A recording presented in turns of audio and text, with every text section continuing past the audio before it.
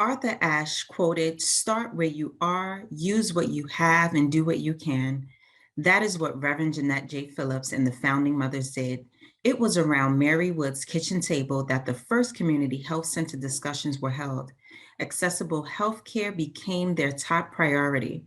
Reverend Jeannette J. Phillips has been a pioneer in securing access to health care for the disenfranchised for over 5 decades. Through her extraordinary efforts, the first Sun River Health site, then called the Peekskill Area Ambulatory Healthcare Center, was opened in 1975. Reverend Phillips became the organization's first board chair, and in 1977 joined the health center as its first outreach director. 45 years later, Sun River Health is the largest network of federally qualified community health centers in New York and the third largest in the United States. Her community outreach did not stop with healthcare. Reverend Phillips often states, "Healthcare and housing go hand in hand." She has continued her efforts to assist individuals in the Peekskill and Mid-Hudson Valley region by providing stable and affordable housing, by contributing to community development and revitalization efforts.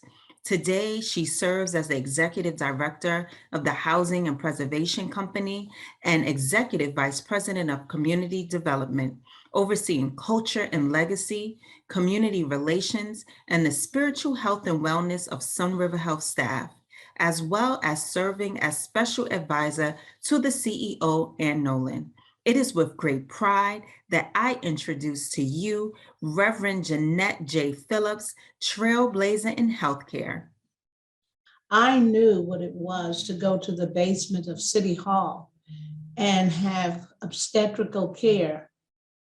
Glad to have an opportunity for care, but for the exam rooms, the only thing that separated one exam table from another was a sheet of exam paper from the exam paper.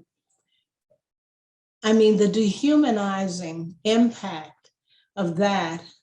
And if you have a child or two with you, because wherever you go, you've got to carry your kids or so. And there you are. I mean, that was such an impact to me that I said, surely we can do better than this.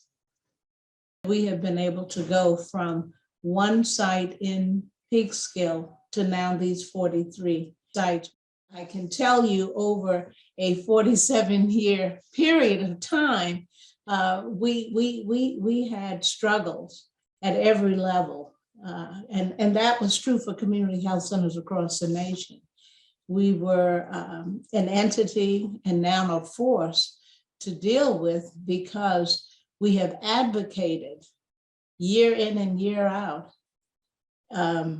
for the right for people to have health care, and for that to be led by the spirit of the founding mothers. That too didn't sit well with many in the community.